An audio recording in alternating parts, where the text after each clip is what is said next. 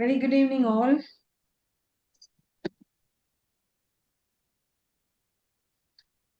Very good evening.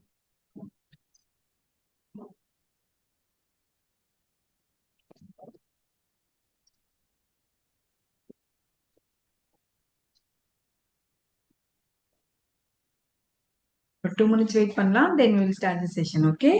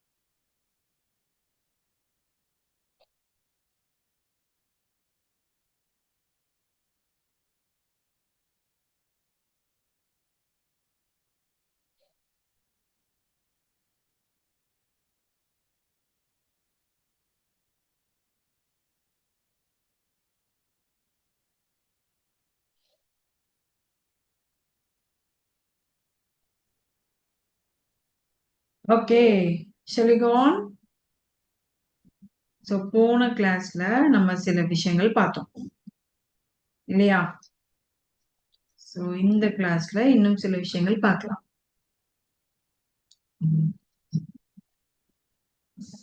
So, as I said before, first 45 minutes will be the session. அதுக்கடுத்து லாஸ்டா சில questions. Okay? Start பண்ணலாமா? ஒரு நிமிஷம், I will check my mobiles. சரி, போன கிளாஸ் நம்ம அரோபிந்தோ கோஷ் பத்தி பார்த்தோம், ஞாபகம் இருக்குங்களா? சோ இன்னைக்கு நம்ம சுபாஷ் சந்திர போஸ் பத்தி பார்த்துட்டு அது கூடவே தமிழ்நாடு பத்தி சில முக்கியமான இன்ஃபர்மேஷன் கொடுக்க போறேன். இன்னைக்கு மார்னிங் குட்டி ஸ்டோரி பாத்தீங்களா? Did you all had a look at my குட்டி ஸ்டோரி? அப்படி பார்க்காத இருந்தீங்கன்னா என்னுடைய யூடியூப் சேனல் போயிட்டு YG's குட்டி ஸ்டோரி மிஸ் பண்ணாம இன்னைக்கு பாத்துருங்க. அதுல இருக்கக்கூடிய இன்ஃபர்மேஷன் ரொம்பவே எஃபெக்டிவான இன்ஃபர்மேஷன், முடிஞ்ச அளவுக்கு ஷேர் பண்ணுங்க. Okay, fine. இன்னைக்கு நம்ம பார்க்க வேண்டியது மிஸ்டர் சுபாஷ் சந்திர போஸ்.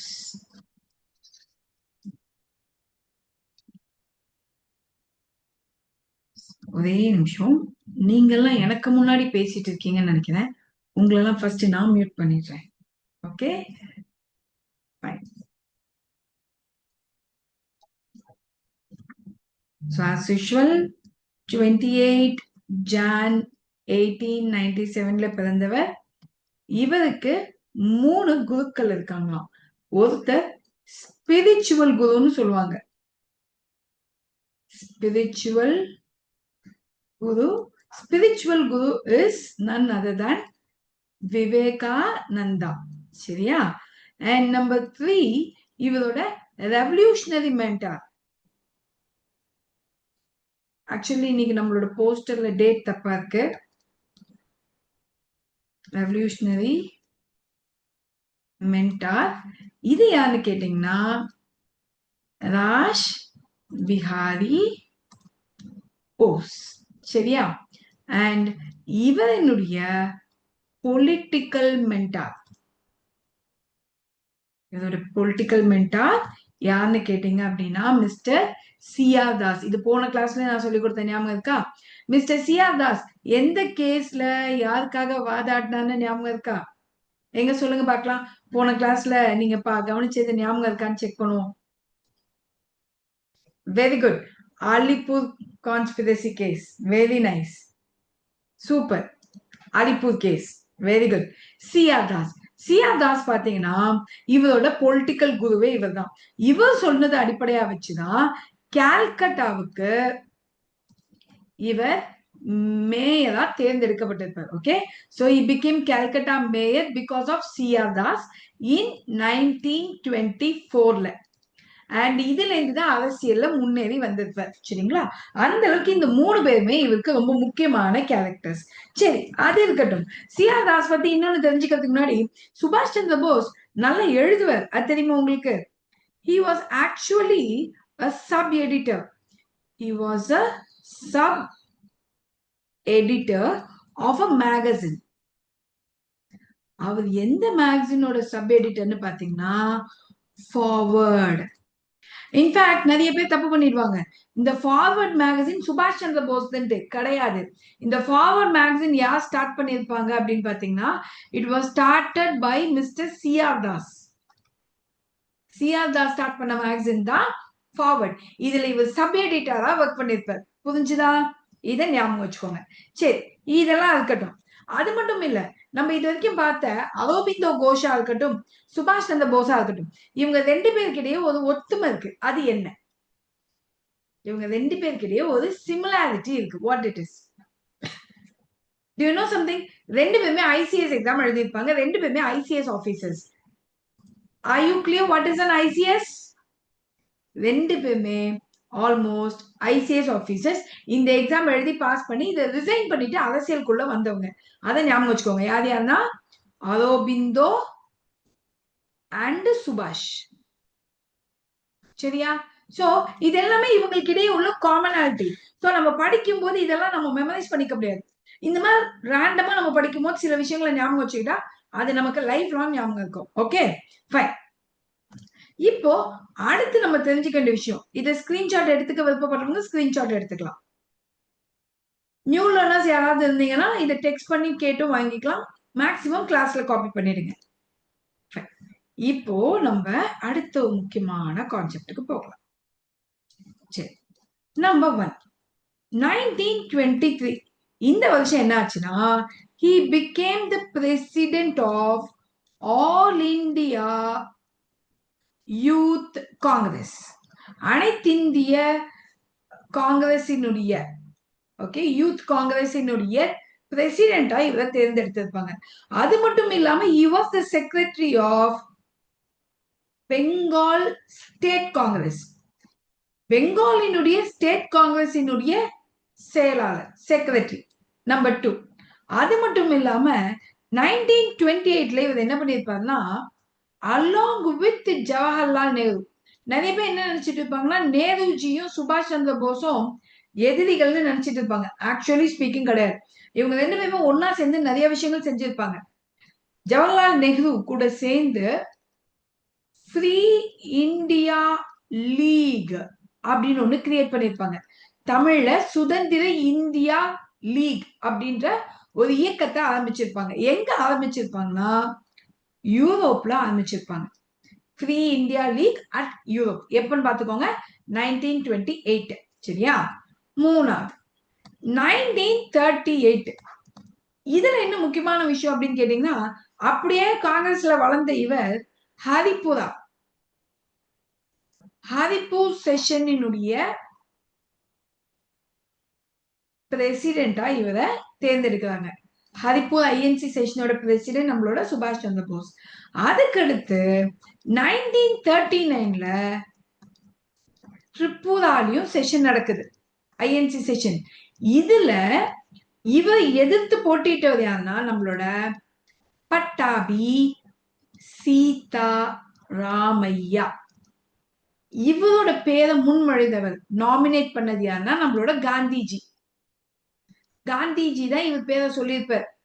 காந்திஜி சொன்ன இந்த கேரக்டர் எதிர்த்து நின்றவர் தான் நம்ம சுபாஷ் சந்திர போஸ். ஆனா சுபாஷ் ஒன் த பிரசிடென்ட்ஷிப். ஆனா சுபாஷ் சந்திர போஸ் ஜெயிச்சிருவார். இதனால கோவப்பட்ட காந்திஜி என்ன பண்ணுவார்னா, Gandhiji and team did not support. எதை செஞ்சாலும் சப்போர்ட் பண்ணாம விலகியே நிக்கிறது ஐஎன்சியை விட்டு. ஒரு ஸ்டேஜ்ல நம்ம சுபாஷ் சந்திர போஸ்க்கு கோவம் வந்துடும். அடப்போங்க, எதை செஞ்சாலும் ஏடாகடமா பண்ணிக்கிட்டே இருக்காங்கன்னு சொல்லிட்டு he resigned. He resigned and started. In fact இதுல இருந்து ரிசைன் பண்ணி போயிட்டு தான் இவரு ஃபார்வர்ட் பிளாக் அப்படின்ற இந்த இயக்கத்தை 1939ல ஃபார்ம் பண்ணியிருப்பார். இப்ப புரிஞ்சுதா? இப்ப பாயிண்ட் என்னன்னா, இவர் ஏன் ஃபார்வர்டுன்ற பேர் வச்சாருன்னு தெரியுதா? ஏன்னா ஆல்ரெடி ஃபார்வர்டுன்ற மேகசின்ல இவர் ஒர்க் பண்ணியிருக்காரு. And he was very much attached to mister CR Das. ஒரு பாயிண்ட். இன்னொன்னு, இவர் எதனால வெளியே வந்தாருன்னு தெரியுதா? நீங்க நல்லா கவனிச்சு பாத்தீங்கன்னா, காந்திஜி கூட முட்டிட்ட எல்லாருமே வெளியே வந்து தனியா கட்சி ஆரம்பிச்சிருக்காங்கல்ல. ஃபார் எக்ஸாம்பிள், நம்மளோட ஈவேரா அவர்கள் செவமாதேவி இன்சிடென்ட்ல முட்டிட்டு வெளியே வந்துதான் என்ன ஆரம்பிச்சிருப்பாரு? சொல்லுங்க பார்க்கலாம். What did he started? செதமாதேவி இன்சிடென்ட்ல காந்திஜிக்கும் ஈவேரா அவர்களுக்கும் பிரச்சனை வந்துடுமா? பிரச்சனை வந்து கோவத்துல வெளியே வந்துடுவாரா? உங்க காங்கிரஸும் வேணாம், உங்க கொள்கையும் வேணாம், போங்கடா அப்படின்ட்டு வெளியே வந்துதான் இவர் என்ன ஸ்டார்ட் பண்ணிருப்பாரு? Very good. செல்ஃப் ரெஸ்பெக்ட், எங்களுக்கு மரியாதை வேணும் மேம் மூமெண்ட். எந்த வருஷம்? டக்குன்னு சொல்லுங்க. அதையும் நோட் பண்ணிடுவோம் இங்க. 1920. Very good. 1925. அப்ப நல்லா கவனிச்சு பாத்தீங்க. 23 இல்ல 25. ஓகே, நீங்க நல்லா கவனிச்சு பாத்தீங்கன்னா ஒரு விஷயத்த, ஓகே, காந்திஜி கூட சண்டை போட்டு ஈவேரா வெளியே வந்து செல்ஃப் ரெஸ்பெக்ட் மூவ்மெண்ட் ஆரம்பிச்சிருப்பார். அதே காந்திஜி கூட சுபாஷ் சந்திர போஸ் வெளியே சண்டை போட்டு வெளியே வந்து ஃபார்வர்ட் பிளாக் ஆரம்பிச்சிருப்பார். அப்ப ரெண்டு கேரக்டருக்கும் ஏதோ ஒரு விஷயம் ஒத்து போகுது இல்ல? வணக்கம் வனிதா. ஒத்து போகுதா இல்லையா? இதை நல்லா ஞாபகம் வச்சுக்கணும். இனி ஈவேரா சுபாஷ் சந்திர போஸ் ரெண்டு பேரையும் மறக்க கூடாது. ரெண்டு பேருமே காந்திஜியோட சண்டை போட்டவங்க. கிளியர்? அண்ட் இன்னொன்னு, சுபாஷ் சந்திர போஸ் ரெண்டு ஐஎன்சி செஷனுக்கு தான் தலைமை தாங்கியிருப்பார். ஒன்னு ஹரிபுரா, இன்னொன்னு திரிபுரா. ரெண்டுமே புறான்னு முடியும். ஓகே, ஹரிபுரா, திரிபுரா ரெண்டுமே பக்கத்துல 1938, 39. கிளியர்? சோ இதுவுமே வருஷங்கள் ரொம்ப ஈஸியா. ஏன்னா மெயின் திங் ஹிஸ்டரியில பாத்தீங்கன்னா we have a lots of fact.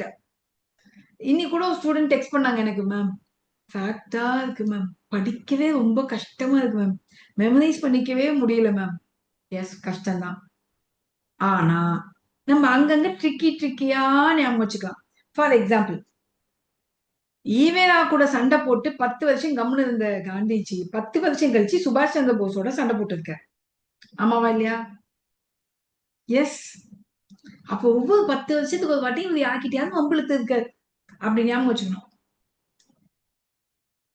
See, I'm not blaming Gandhiji, just to memorize. Okay. நான் வந்து காந்திஜிக்கு எதிரான ஆளா இருப்பாங்களோ அப்படின்னு நீங்க அடுத்து பேசிடக்கூடாது. அதுக்காக சொல்றேன். ஓகே, நமக்கு எக்ஸாம்ல ஞாபகம் ஒன்றும் இல்லை எல்லா ஃபேக்டும். சரி, இப்ப அடுத்து ஒரு 4 ஃபேக்ட் பார்க்கலாமா? சரி, அடுத்த 4 ஃபேக்ட். இந்த 4 ஃபேக்ட் கூட முக்கியம்தான். ஆனா சுபாஷ் சந்திர போஸ் பாருங்க எவ்வளவு பெரிய மனுஷன்ட்டு. எப்படி பெரிய மனுஷன் நான் இப்ப சொல்றேன். அதாவது காந்திஜியா சுபாஷ் சந்திர போஸா அப்படின்னு என்கிட்ட வந்து கேட்டா எனக்கு வந்து பர்சனலா சுபாஷ் சந்திர போஸ் ரொம்ப பிடிக்கும். ஏன்றது இப்ப நீங்க தெரிஞ்சுப்பீங்க. சோ 1939ல இவர் என்ன ஸ்டார்ட் பண்ணாரு? ஃபார்வர்ட் பிளாக் இல்லையா? முற்போக்கு கட்சி. தமிழ் ஸ்டூடெண்ட்ஸ்க்கும் எழுதிடுறேன், ஏன்னா அவங்களும் கஷ்டப்படக்கூடாது இல்லையா? முற்போக்கு கட்சி முடிஞ்ச அளவுக்கு தமிழ்ல எல்லாம் கண்டுபிடிச்சுதான் வச்சிருக்கேன். முற்போக்கு கட்சி ஆரம்பிச்சு இவர் என்ன பண்ணிருப்பாருன்னா, ஃப்ரீ இந்தியா சென்டர் அப்படின்றத அங்கங்க கிரியேட் பண்ணுவாங்க. எப்போனா 1941ல இந்த சென்டருக்கு ஒரு ரேடியோவை கிரியேட் பண்ணுவாங்க. அந்த ரேடியோவுக்கு பேர் என்னன்னா ஆசாத் ஹிந்த் அப்படின்னு பேர். இதை எங்கேருந்து டெலிகாஸ்ட் பண்ணியிருப்பாங்கன்னா, I think they telecasted from some other country, ஜெர்மனியோ சிங்கப்பூர்ல இருந்தோ டெலிகாஸ்ட் பண்ணுவாங்க. அப்படி டெலிகாஸ்ட் பண்ணும்போது 6th ஜூலை 1944ங்க. இந்த டேட்டை ஞாபகம் வச்சுக்கோங்க, வருஷத்தை ஞாபகம் வச்சுக்கோங்க.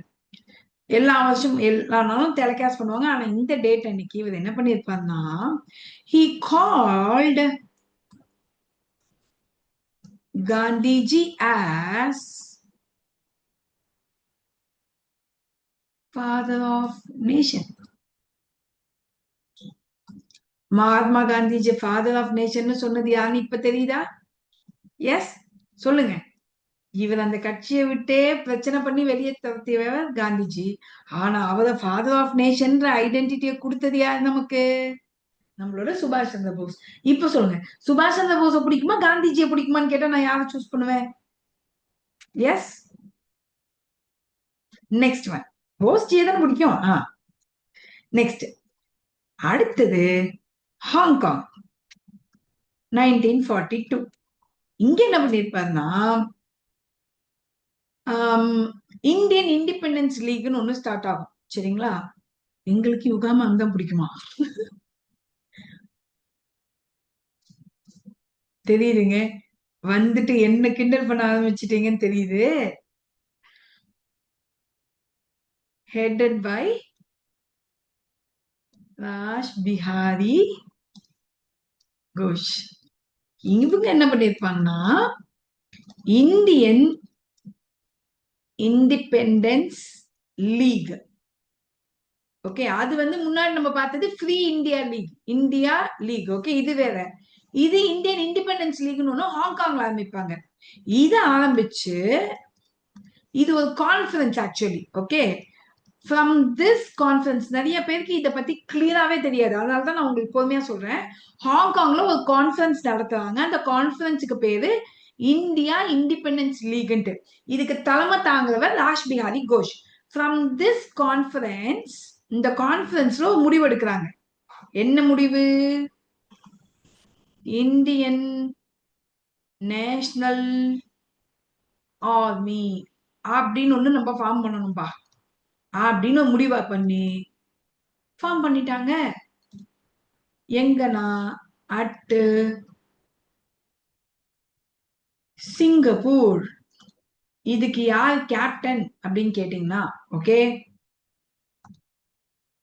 மோகன் சிங். நம்ம மன்மோகன் சிங் ஞாபகம் வச்சுக்கோங்க.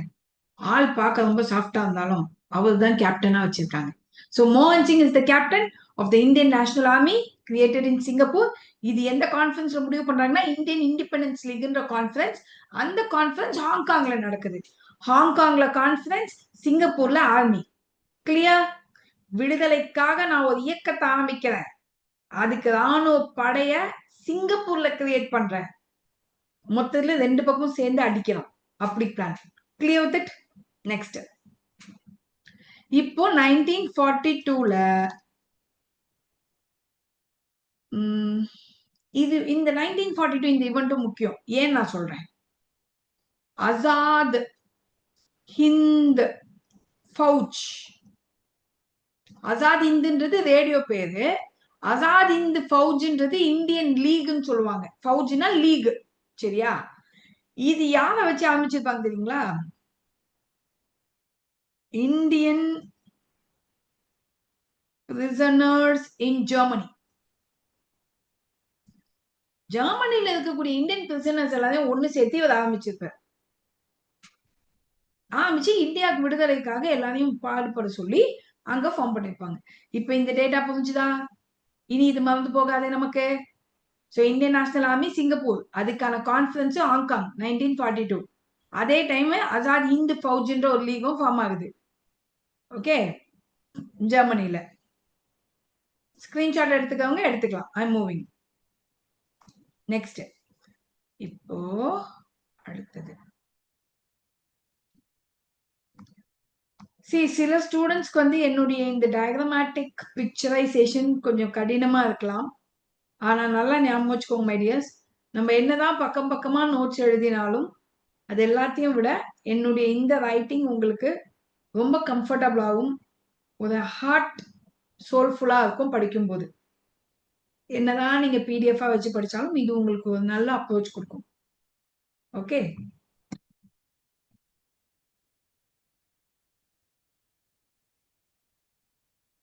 அடுத்தது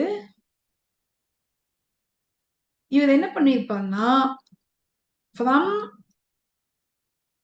சிங்கப்பூர், ஓகே, he controlled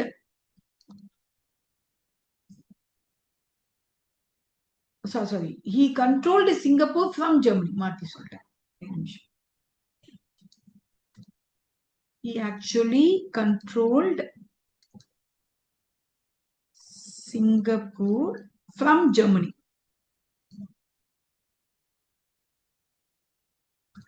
சரியா? இங்க இருந்து டெல்லி சலோ அப்படின்ற வசனமும் ஜெய்ஹிந்த் அப்படின்ற வசனத்தையும் கிரியேட் பண்ணியிருப்பார். பயங்கரமான வசனம் இல்லையா? Fine. And on October 31, 1943,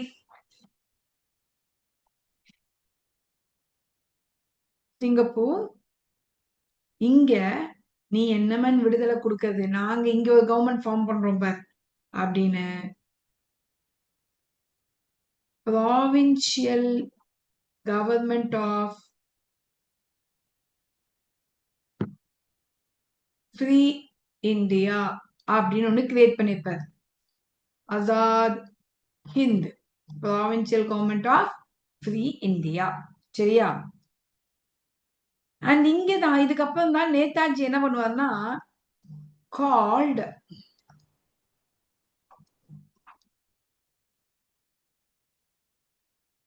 Andaman and Nicobar as, போன கிளாஸ் சொன்ன ஞாபகம் இருக்கா? ஷபி தீப் அப்படின்னா என்ன அர்த்தம்? மார்டியர் ஐலாண்ட், தியாகிகளின் தீவு அப்படின்னு அதுக்கு பேர் வச்சிருப்பார். ஷஹீத் Deep. Okay,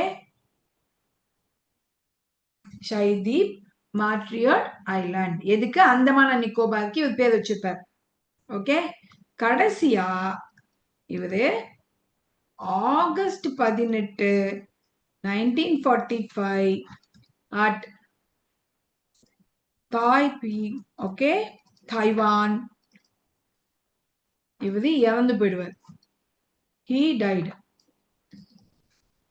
in a plane crash. அவ்வளவுதான், முடிச்சு விட்டுருவாங்க.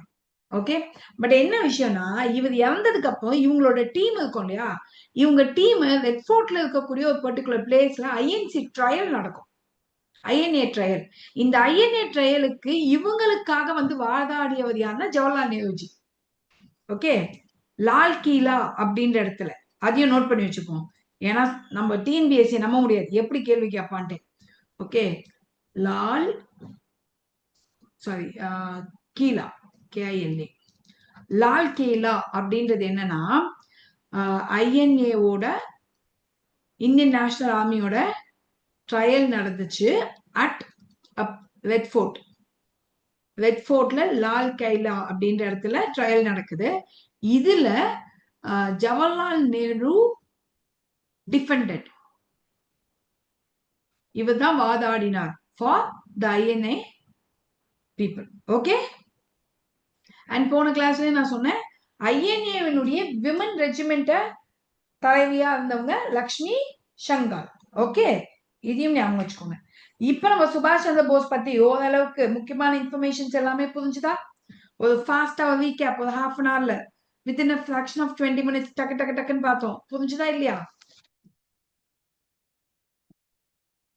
இப்ப இந்த கிளாஸ் முடிச்சோடனே நீங்க டக்குன்னு ரிவிஷன் பண்ணீங்கன்னா போதும், பினிஷ், எடுத்து ஓரமா வச்சிடலாம் எக்ஸாமுக்கு. நெக்ஸ்ட், சி மை டியர்ஸ், புது ஸ்டூடெண்ட்ஸ் இருந்தீங்கன்னா rapid fire session Monday, Wednesday, Friday. Poster வரல இதெல்லாம் திங்க் பண்ணாதீங்க. நம்மளோட யுகசெல்வி கோபிநாத் டெலிகிராம்ல லிங்க் கரெக்டா 5:30 to 5:45 போஸ்ட் ஆயிடும். சரிங்களா? ஸோ வெயிட் பண்ணவே வேண்டாம். Every Monday, Wednesday, Friday there will be a session. Okay, இதே மாதிரி ஃபாஸ்டா பல ஐட்டமா நம்ம டிஸ்கஸ் பண்ணுவோம். ஸோ மிஸ் பண்ணாம உங்க ஃப்ரெண்ட்ஸுக்கும் ஷேர் பண்ணுங்க. Okay, ma'am group 4 forest guard job கிடைச்சிருக்கு மேம். Very good Vanitha. சொல்லவே இல்லையே, இப்ப சொல்றீங்க. ஃபர்ஸ்ட் டைம் குரூப்ல போட்டுருக்கலாம்ல. வெரி குட், கங்க்ராச்சுலேஷன்ஸ் பா. இன்னும் அடுத்த லெவல் நீங்க போகணும். அடுத்த எக்ஸாம்ஸும் விடாம ட்ரை பண்ணுங்க. இது மட்டும் நம்ம லெவல் கிடையாது. ஓகே, குரூப் 2 கொடுக்குறீங்களா? Are you giving group 2? வனிதாலாம் நம்மளோட பழைய ஸ்டூடெண்ட்டுங்க. ஆமா தானே Vanitha? I remember your name.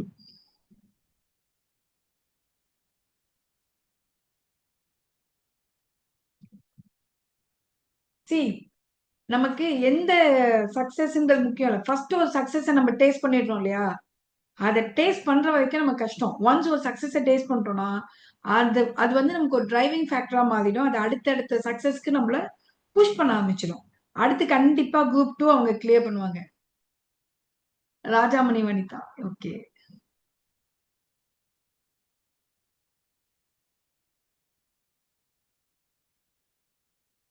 Fine fine. No problem. பாத்துக்கலாம், கவலைப்படாதீங்க. ஓகே. சரி, இப்போ நம்ம ராபிட் ஃபயர் செஷன்ல அடுத்த டாபிக் என்ன அப்படின்னா, இதுவுமே ஒரு முக்கியமான டாபிக். ஓகே. நீங்க கண்டிப்பா இதை எதிர்பார்த்திருக்க மாட்டீங்க, ஐ எம் வெரி ஷுர். ஆனா எனக்கு என்னவோ இதெல்லாம் கேட்பாங்கன்னு தோணுச்சு. அதனால இதை உங்களுக்கு ரிவிஷன் கொடுக்குறேன். என்னடா பாலிட்டி மேம் தானே இவங்க, பாலிட்டியே சொல்லி கொடுக்கல அப்படின்லாம் எதிர்பார்க்க கூடாது. பாலிட்டி உங்க எல்லாருக்கும் நான் நல்லாவே சொல்லி கொடுத்துருக்கேன். அண்ட் இதுக்கப்புறமும் ரிவிஷன்லயே நல்லா சொல்லி கொடுப்பேன். பட் இருந்தாலும் நீங்க எங்கெல்லாம் விட வாய்ப்பு இருக்கோ அதெல்லாம் ஃபர்ஸ்ட் நம்ம டச் பண்ணிடணும்ல. ஃபர்ஸ்ட் அவங்க எல்லாம் விஷ் பண்ணிட்டோம். Congratulations, heartful wishes from my side. And Vanitha, இப்பயும் சொல்றேன், இது போதும்னு நினைச்சிடாதீங்க. ஓகே. கண்டிப்பா நீங்க அடுத்து கிளைம் பண்ணணும்ன்றது மட்டும்தான் என்னுடைய பெரிய விருப்பம். அதுக்கு என்னோட சைடு என்ன சப்போர்ட் நீங்க எதிர்பார்த்தாலும் கண்டிப்பா நான் கொடுக்க ரெடியா இருக்கேன். ஓகே. முன்னாடி உங்க யுகசலி மேம் வந்து தனியா அகாடமி கிடையாது. இப்போ உங்க மேம் கிட்ட ஒரு அகாடமி இருக்கு. அவங்களால என்ன சப்போர்ட் நீங்க எதிர்பார்த்தாலும் கொடுக்க முடியும். Okay. So don't hesitate, please ask. Oh, உங்களுக்கு தெரியாதா? இப்பதான் தெரியுமா? இப்போ வாவ் மேம் இப்பதான் சொல்றீங்க. மை காட், அப்போ இன்னும் எவ்வளவு ஸ்டூடெண்ட்ஸ்க்கு இப்படி தெரியாம இருக்கீங்கன்னு தெரியல. தயவு செஞ்சு நம்ம ஸ்டூடெண்ட்ஸ் எல்லாருக்கும் சொல்லிடுங்க. உண்மையை சொல்லணும்னா பல பேர் தெரியல, இப்பதான் தெரிய வருது. தயவு செஞ்சு சொல்லுங்க, சரியா? கண்டிப்பா வாங்க. ஃபர்ஸ்ட் இந்த ராபிட் ஃபயர் செஷன் கண்டிப்பா ஃபர்ஸ்ட் அட்டென்ட் பண்ணுங்க விடாம. ஓகே. நெக்ஸ்ட் குரூப் 2க்காக தான் இந்த ரிவிஷன் செஷன்ஸ். சரி, இப்போ நம்ம டைம் வேஸ்ட் பண்ண வேணாம். நமக்கு ஆல்ரெடி ரொம்ப ஷார்டேஜ் ஆஃப் டைம். இதை முடிச்சிட்டு லாஸ்ட் 5 மினிட்ஸ் நம்ம டிஸ்கஸ் பண்ணிக்கலாம். ஓகே. சரி, இப்போ நான் சொல்லிக் கொடுக்க போற பர்சன் யாருன்னா மிஸ்டர் ராபர்ட் கால்ட்வெல். யாருப்பா இவரு, எங்கேயோ கேள்விப்பட்ட பேர் மாதிரி இருக்கே, அப்படிதானே யோசிச்சிருக்கீங்க. He is actually from Ireland. அயர்லாந்துல இருந்து வந்த பர்சன் எங்க போயிருக்காரு பாருங்க, அல்வா சாப்பிட போயிருக்காரு. உம் திருநெல்வேலிக்கு அல்வா சாப்பிட போயிட்டு கம்முன்னு இருக்க வேண்டியது தானே, நமக்கு பிரச்சனையே இருந்திருக்காது. கம்முன்னு இல்லாம he started famous for his work in Dravidian language. திராவிடிய மொழிகளுக்காக பாடுபட ஆரம்பிச்சிருக்கார். அதுல பிரபலம் ஆயிட்டார். இவரோட முக்கியமான எழுத்துக்கள் என்னன்னு பார்க்கலாமா? Major work number 1, a comparative grammar of Dravidian, and number 2, South Indian family of language. இது 1856. Okay. So comparative grammar of Dravidian, திராவிட மொழியின் கிராமர். ஓகே, இலக்கியம் அல்லது தென்னிந்திய மொழியின் குடும்பம். இப்படி 2 மேஜர் ஒர்க் இவர் எழுதியிருக்காரு. இந்த புக்கை வச்சுதான் நம்ம கூட கொஞ்ச நாளைக்கு முன்னாடி ஆல்ரெடி ஒருத்தர் சொல்லியிருக்காருங்க, நம்ம வந்து தமிழ் மொழி தான் ரொம்ப பழமையான மொழின்னு ராபர்ட் கேட்வெலே சொல்லியிருக்காருன்னு இப்ப ரீசெண்டா கூட பிரச்சனை வரும்போது ஆர்கியூ பண்ணோம்.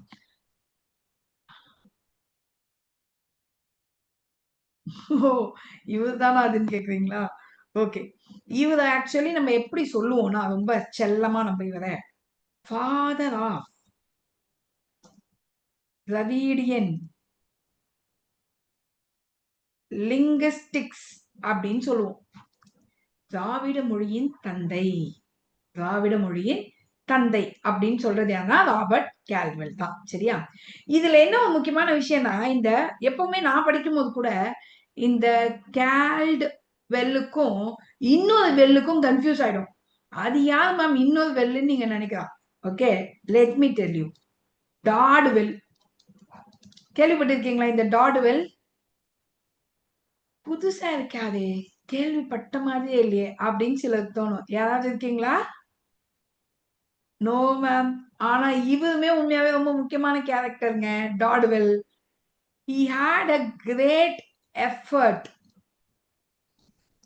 and the first to issue of calendar of modern records of Madras. எப்போனா 1917. மெட்ராஸ்ல நடந்த சம்பவங்களை அழகா கேலண்டர் படித்து ஒரு டைம்லைன் மாதிரி பண்ணி கொடுத்தவர் இவர் தான், டாட்வெல். இந்த டாட்வெல்லுக்கும் இந்த கேட்வெல்லுக்கும் அடிக்கடி குழம்பிடும் நமக்கு, சரியா? அதனால பார்த்து வச்சுக்கோங்க. எக்ஸாம்ல கேட்கும் போது யார் கேட்கறாங்கன்னு தெரியாம நமக்கு கேல்டுவெல் தானே தெரியும், அவரை தான் சொல்றாங்க போலன்ட்டு போட்டு விட்டுருவோம் எக்ஸாம்ல. ஏன்னா நம்ம இதை பார்த்துருக்கவே மாட்டோமே.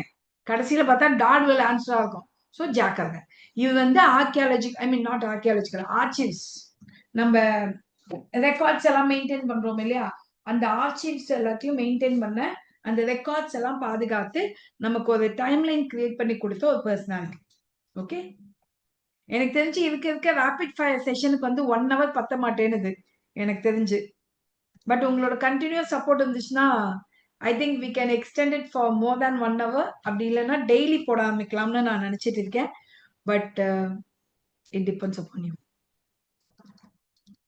இதுல என்னன்னா, நம்மளோட ராபர்ட் கேல்டுவெல் இருக்கார் இல்லையா, இவரினுடைய முக்கியமான தாட்ஸ் என்னன்னு நான் சொல்றேன்.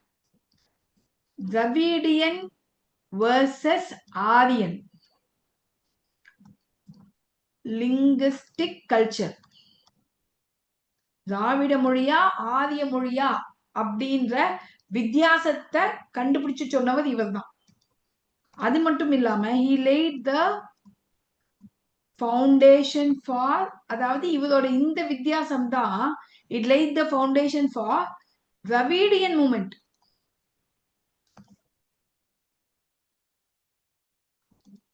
இதனால வந்த கட்சிகள் தான் ஜஸ்டிஸ் பார்ட்டி, டிஎம்கே, இதெல்லாம் நமக்கு, சரியா? நெக்ஸ்ட், இப்ப அடுத்த முக்கியமானது. சரி, இப்ப நம்ம இவரை பத்தி பார்த்ததுனால இது கூட இன்னொரு ஃபேக்ட் சொல்லி கொடுக்கிறேன்.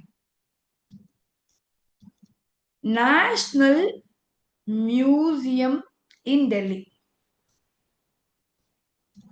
இது வந்து லார்ஜஸ்ட் மியூசியம் இன் இந்தியான்னு சொல்லுவாங்க.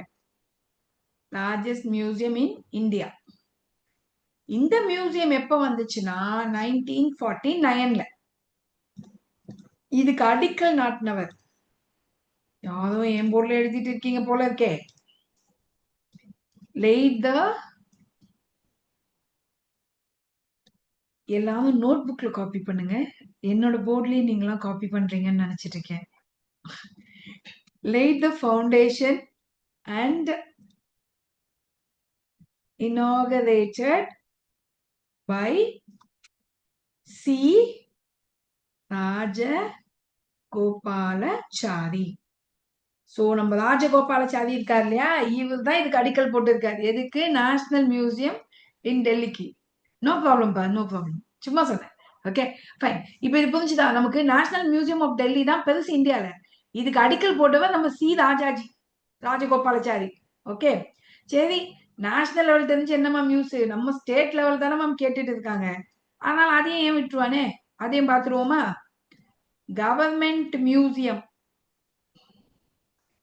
சென்னை, இதெல்லாம் நம்ம எதிர்பார்க்க மாட்டோம். ஆனா திடீர்னு டிஎன்பிஎஸ்சி கேட்டு நம்மள டார்ச்சர் பண்ணிடுவோம். அதனால அதையும் நோட் பண்ணி வச்சிருவோம். நீ எப்படி கேட்டாலும் நான் 6 அடிப்பேன்னு நம்ம இருக்கணும். ஓகே, இது ஆக்சுவலி எங்க இருக்குன்னா எக்மோர்ல இருக்கு. பட் ஒரிஜினலா இது எங்க ஃபார்ம் ஆச்சுன்னா சென்ட் ஜார்ஜ் ஃபோர்ட்ல. சென்ட் ஜார்ஜ் ஃபோர்ட்ல தான் ஒரிஜினலா இதை ஃபார்ம் பண்ணாங்க. Later shifted to Egmore.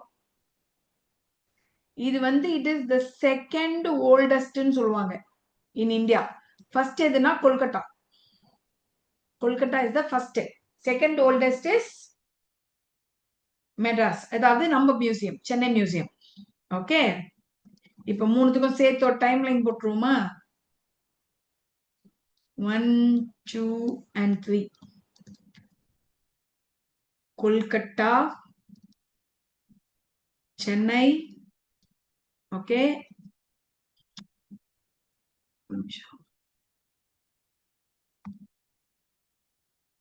Chennai, Delhi. Kolkata is 1814, Chennai is 1851, Delhi is 1949. சரியா? இது மூணுமே முக்கியமான மியூசியம்ஸ். சரி, இங்க ஒரு சின்ன நோட் எழுதுவோமா? இப்ப மியூசியம் பத்தி பார்த்தோம்.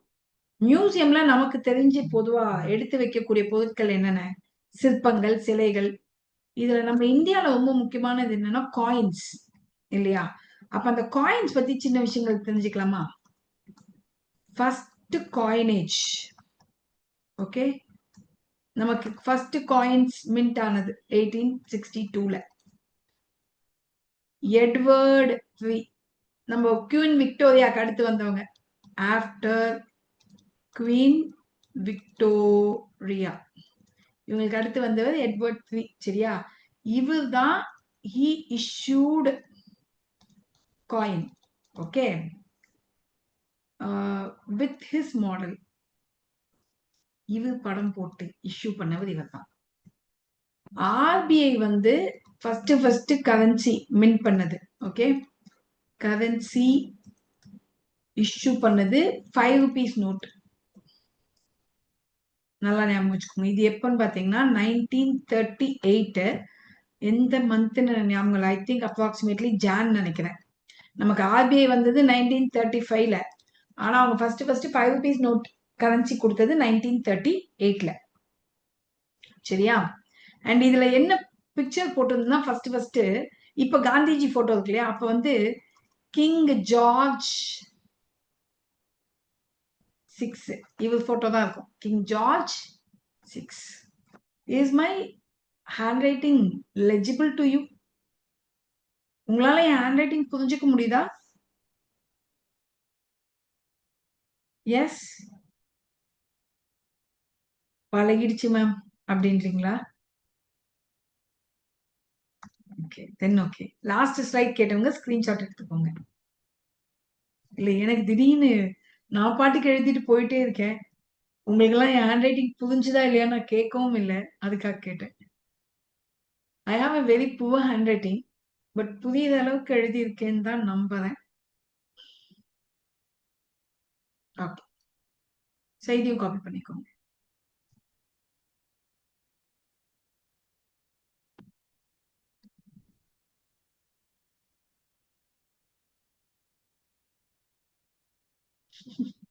Thank you Vanitha, love you too. உங்களோட சர்வீஸ் இதை பத்தி கேட்டோன்னு எனக்குமே ரொம்ப சந்தோஷம்தான். அதாவது பல நாட்கள் கழிச்சு என்னோட ஸ்டூடெண்ட் ஒரு சந்தோஷமான விஷயம் சொல்லும் போது எனக்கு ரொம்ப ஹாப்பியா இருக்கு. ஏன்னா பல ஸ்டூடெண்ட் எங்கிட்ட படிச்சவங்க மறந்து போயிடுறாங்க. அதுக்கப்புறம் எங்க இருக்காங்கன்னு கனெக்டிவிட்டி இல்லாம இருக்கு. நீங்க அட்லீஸ்ட் யூ டுக் டைம். இன்னைக்கு ஆக்சிடென்ட்லாம் எப்படியும் கனெக்ட் ஆகி உள்ள வந்திருக்கீங்க கிளாஸ்க்குள்ள. சோ பரவாயில்ல.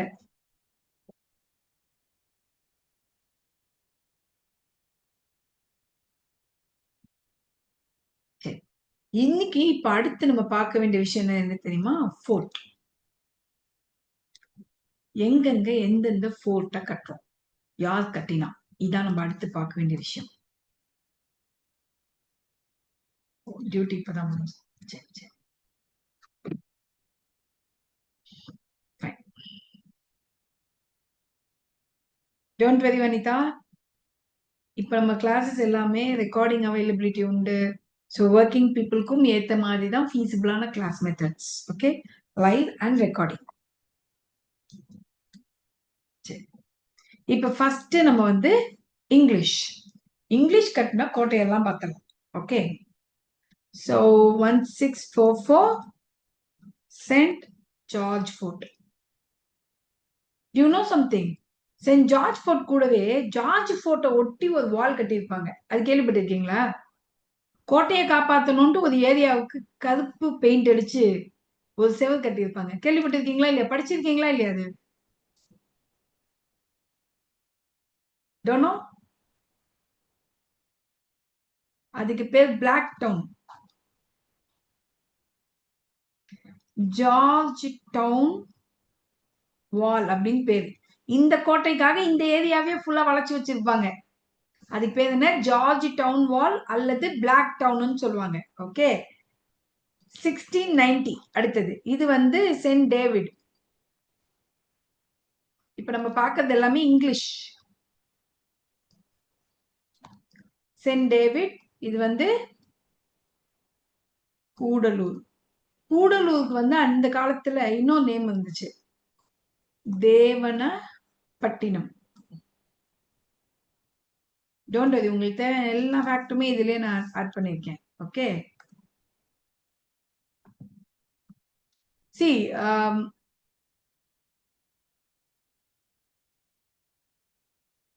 இல்ல 44 கரெக்ட் தான். 1639ல அடிக்கல் நாட்டியிருப்பாங்க, ஃபவுண்டேஷன். 1640ல முடிஞ்சு 1644ல சென்ட் ஜார்ஜ் ஃபோர்ட் வந்து ஓபன் பண்ணியிருப்பாங்க. ஓகே. இன்னும் அந்த நேம் அங்க இருக்கு மேம். ஓ அப்படிங்களா? ஓகே. இது ஆக்சுவலி யார்கிட்டன்னு வாங்கியிருப்பாங்கன்னா, ஃப்ரம் மராத்தாஸ் கிட்டேன்னு இந்த ஏரியா வாங்கியிருப்பாங்க. மராத்தாஸ், பிஜாப்பூர் சுல்தான்.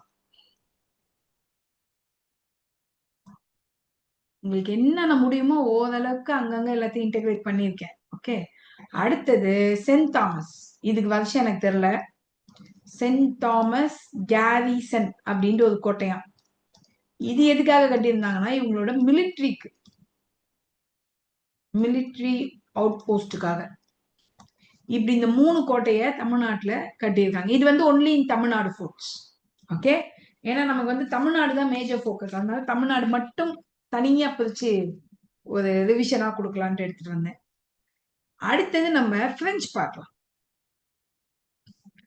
பிரெஞ்சு இதே மாதிரியே டயக்ராமாவே பார்க்கலாம். Number 1 fort saint Lewis.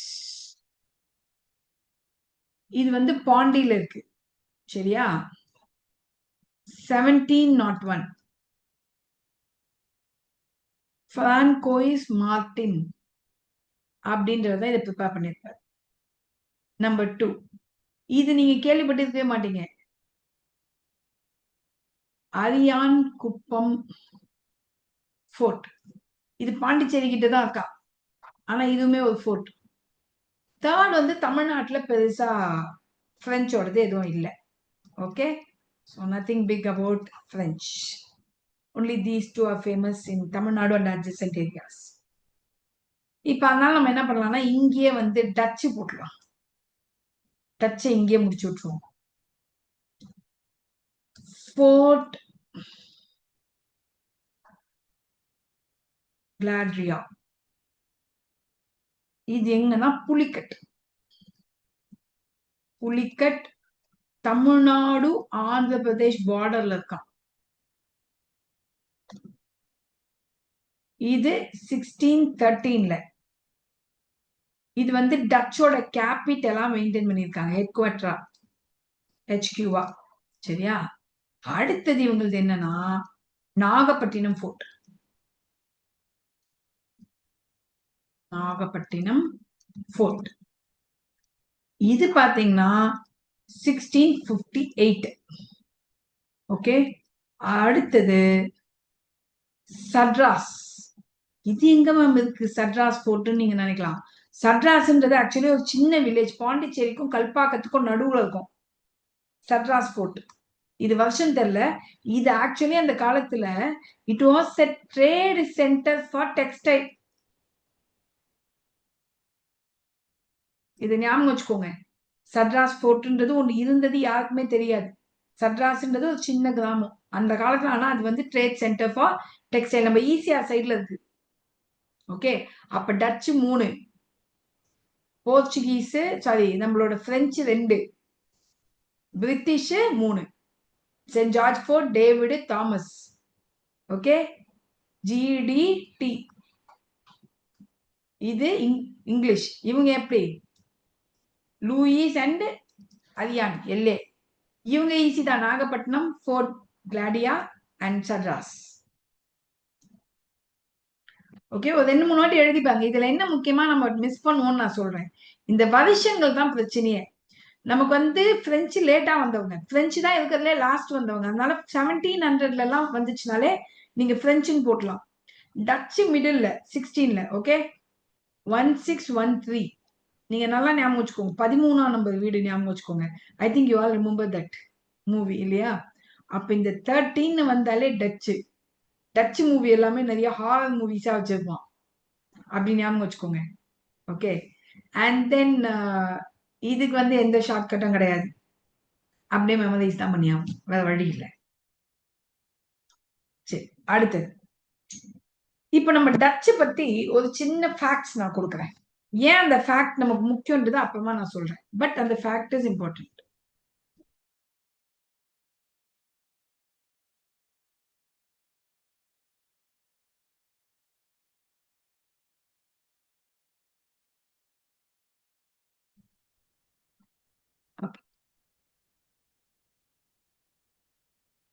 Some data 1602 பா. டச்சோட ஈஸ்ட் இந்தியா கம்பெனி ஃபார்ம் ஆகுது எப்போ? 1602ல. 1605ல ஃபர்ஸ்ட் ஃபேக்டரிய கட்டிட்டான். வந்த 2 வருஷத்திலேயே. எங்கன்னா நல்லா ஞாபகம் வச்சுக்கோங்க, யார் இந்தியாவுக்குள்ள வந்தாலும் 2 இடம் தான் முக்கியம். ஒன்னு சூரத், முசலிப்பட்டினம், இன்னொன்னு மெட்ராஸ், அடுத்தது கேல்கட்டா. அப்ப சுத்தி சுத்தி இங்கதான் கட்டியிருப்பான். அப்ப முசலிப்பட்டினம். சரியா? அடுத்தது அதே 1605 இவன் என்ன பண்றானா, இந்த இந்த டச்சு ஏன் நான் முக்கியமா சொல்லி கொடுக்குறேன்றதுக்கு பின்னாடி ஒரு ரீசன் இருக்கு. ஓகே, இத நல்லா கவனிங்க. ஏன்னா டச்சுக்கு மட்டும் ஏன் மேம் திடீர்னு கிளாஸ் எடுக்கிறாங்க அப்படின்னு நீங்க புரிஞ்சுப்பீங்க. 1605ல இவன் அம்போயினா அப்படின்ற ஒரு சின்ன இடத்த பிடிச்சிடறான். அண்ட் இங்க ஒரு போர்ட் கட்டுறான். எப்போ? 1605ல. இந்த அம்போயினால என்ன ரொம்ப ஃபேமஸ்னா, ஸ்பைசஸ் ரொம்ப முக்கியம். It's also called as spices island. சரியா? இப்ப இது புரிஞ்சுதா? சரி, இதுக்கடுத்து ஐ திங்க் 1610 நினைக்கிறேன். 1610ல புலிக்கட். புலிக்கட்ல இவன் ஒரு ஃபோர்ட் கட்டுறான். ஃபோர்ட் கட்டி இதை ஹெட் குவார்டரா வச்சிருக்கான். லேட்டர் புலிக்கட்ல இருந்து Nagapattinam fort became the head quarter later. First head quarter இருந்தா புலிக்கட். ஃபர்ஸ்ட் புலிய போய் பிடிச்சிடறான். புலி ரொம்ப கடிக்குதுன்ட்டு புலியை விட பாம்பு பெட்டர்னு சொல்லிட்டு பாம்புக்கு போயிட்டான். So Pulicat to Nagapattinam. Okay, இதை ஞாபகம் வச்சுக்கோங்க. And he was very much ambitious on trade. இவன் என்னென்ன ட்ரேட் பண்ணியிருக்கான் பாருங்க. ஒரு ஐட்டம் விடல. காஞ்சிபுரத்துல இருந்து சில்க் வாங்கிடுவான், இந்த பக்கம் காட்டனை வாங்கிடுவான். அடுத்தது ஓபியம். ஓபியம்ன்றது ஒரு வகையான ட்ரக். சரியா? அடுத்தது இண்டிகோ, சாயம். நம்ம தமிழ்நாடு காவேரி பெல்ட் தான் ரைஸுக்கு ஃபேமஸ் ஆச்சே, அதையும் எடுத்துட்டு போயிடுவான். இது எல்லாத்தையுமே விற்க ஆரம்பிச்சிடுவான். இதுல முக்கியமா he had monopoly. He had monopoly on whatன்னு பாத்தீங்கன்னா black pepper. இந்த பிளாக் பெப்பர்ல he had monopoly. சரியா? ஆனா இப்படி இருந்தவன் கடைசியா கொலாப்ஸ் ஆனதுக்கான ஒன்னே ஒண்ணுதான், அம்போயினா மசாக்கர். அம்போயினா மசாக்கர். இந்த அம்போயினா மசாக்கர்ன்றது என்னன்னா, 10 இங்கிலீஷ், ஒரு 9 ஜவானிஸ் இவங்கள கொன்றுவாங்க. கொன்னோட டச்சு வெர்சஸ் இங்கிலீஷ்கிடையே மோதல் ஏற்பட்டுரும். ஸோ உங்களுக்கு பாத்தீங்கன்னா பேட்டில் ஆஃப் பெடேரா 1759ல ஆரம்பிச்சு பை 1795 டோட்டல் வாஷ் அவுட். புரிஞ்சுதா? எஸ். ஆக்சுவலி இந்தியால இருந்து இவங்க எக்ஸ்போர்ட் பண்ண இன்னொரு முக்கியமான ஐட்டம் என்னன்னு சொல்றேன். புலிக்கட் பக்கத்துல இருந்து இவங்க எக்ஸ்போர்ட் பண்ணது டைமண்ட். இது ஞாபகம் வச்சுக்கோங்க. Is that fine? அம்போயினா மசாக்கரோட இயர் சொல்றீங்களோ? 1623 Veronica. I think so.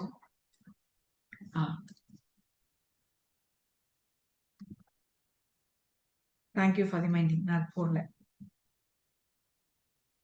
அது முக்கியம். அம்போய்னா மசாக்கர். ஓகே, சரி. ஐ திங்க் இவங்களோட போர்ட்ஸ் எல்லாம் உங்களுக்கு தெரியும்னு நினைக்கிறேன். 5 போர்ட். ஓகே, ஒன்னு வந்து நாகப்பட்டினம், இன்னொன்னு புலிக்கட், இன்னொன்னு வந்து நம்மளோட தேவனப்பட்டினம், தென் போர்ட்டனோவா, புன்னைக்காவல். ஓகே, இதெல்லாம் ஞாபகம் வச்சுக்கோங்க. சிச்சோ, இன்னைக்கு நமக்கு இதுக்கே டைம் ஆயிடுச்சே. சரி, ஓகே, நம்ம எம்சிக்கு கொஞ்சம் பார்த்துட்டு அதுக்கு அடுத்து நெக்ஸ்ட் கிளாஸ் மிச்சத்தை கண்டினியூ பண்ணலாம். எம்சிக்கு பார்க்காம எப்படி?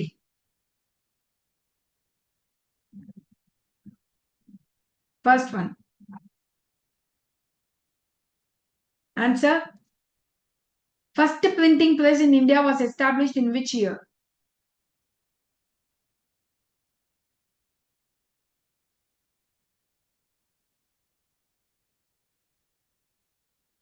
B. 56. Very good. 56. So first printing press was set up in Goa in 1556 by Portuguese. இது முக்கியமான fact. ஞாபகம் வச்சுக்கோங்க எப்பவுமே. சரியா? அடுத்தது. Who introduced the first printing press in India? இந்தியாவுக்கு பிரிண்டிங் பிரஸ் முதலில் கொண்டு வந்தவர் யார்?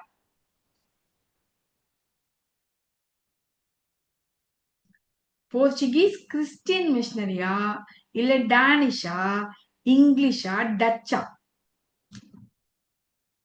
போர்ச்சுகீஸ் தானா? ஜிசங். ஆக்சுவலி அது அடுத்த கிளாஸ்ல இருக்கு அதெல்லாம்.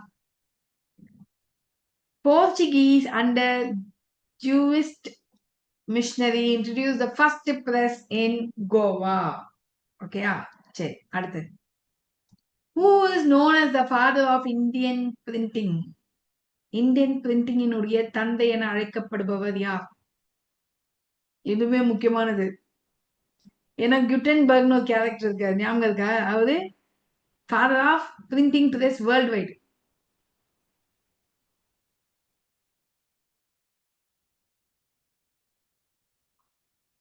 ஹிக்கியா? நினைச்சேன் எல்லாம் ஹிக்கிய தான் சொல்லுவீங்கன்ட்டு. ஆனா ஹிக்கி ஆன்சர் கிடையாது.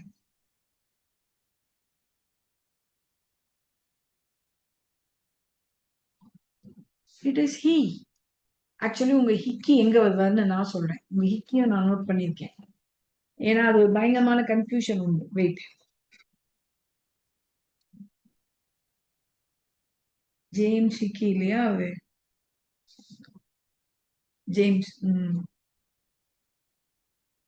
ஜோ, அந்த ஹிக்கி எங்கேயோ மிஸ் ஆயிட்டாரே. டோன்ட் வரி, இதை பத்தி நான் ஃபர்தர் ஏதோ ஒரு எக்ஸ்பிளனேஷன் நான் நோட் பண்ணி வச்சிருக்கேன். இது நம்ம நெக்ஸ்ட் கிளாஸ் கண்டிப்பா இந்த கொஸ்டின் டிஸ்கஸ் பண்ணலாம். Okay,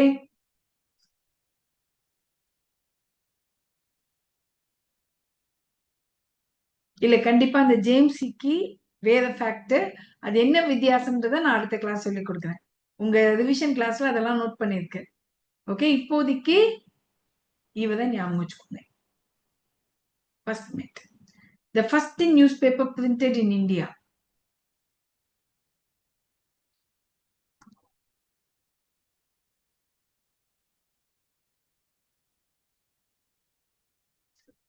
Very good. It's Durga Banai. James Augustus Hickey started Bengal Gazette, also called as Hickey Gazette, in 1780, the first newspaper in India. நான் சொல்லல உங்களுக்காக, நான் ப்ரிப்பேர் பண்ணினேனே, எங்க விட்டேன்னு யோசிச்சுட்டு இருக்கேன். எங்கேயோ நோட் பண்ணி வச்சோமேன்ட்டு. இதனால நிறைய பேர் வந்து ஃபாதர் ஆஃப் இந்தியன் பிரஸ் யாருன்னா ஜேம்ஸ் ஹிக்கின்னு. Actually first news paper print பண்ணது இவர் தான். But he is not called the father of Indian press. ஓகே, அது என்ன ஃபேக்ட் நான் அடுத்த கிளாஸ் சொல்லி கொடுக்குறேன். ஏன்னா இப்ப நமக்கு டைம் பத்தாது. Which is the first European port in Tamil Nadu?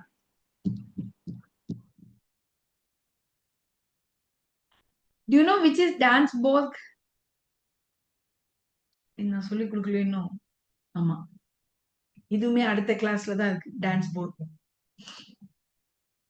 நம்ம தாரங்கபாடி கோட்டை இருக்கு இல்லையா, அதுதான் டான்ஸ் போர்க். அதை ஞாபகம் வச்சுக்கோங்க. Okay, the fort of Tharangambadi is called as fort Dansborg. Okay, இதுக்கு ஆன்சரா சென்ட் ஜார்ஜ் ஃபோர்ட்டா? Exactly. It was the first British fort in India, 1644. Fort St. George, established in Chennai, was constructed during the period of, இது ஈஸியான question தான், British. நானே சொல்லிட்டேன். Okay, Fort St. David was established by British in which place?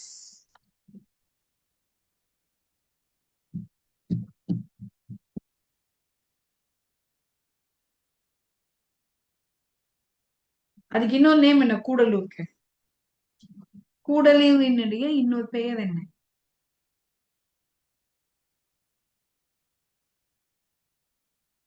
தேவனப்பட்டினம். Very good. B is the answer. Which European power built a port at Nagapattinam in Tamil Nadu?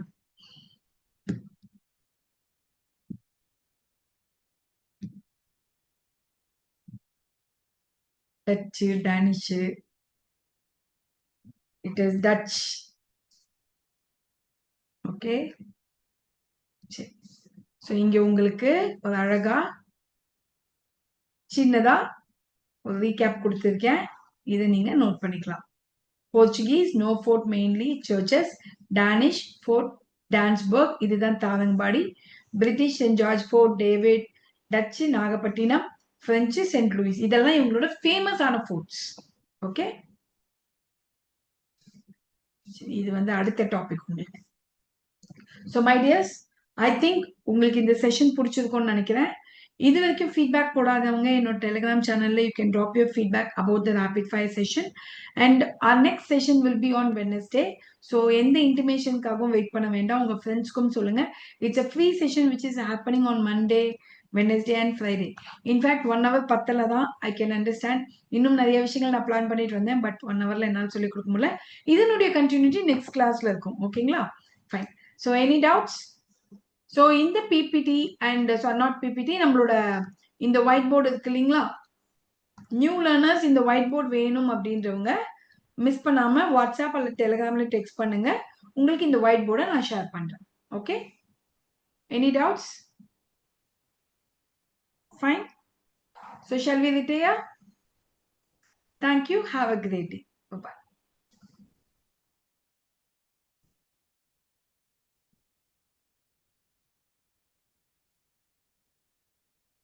Yes, G2 7:15, you have general English class today.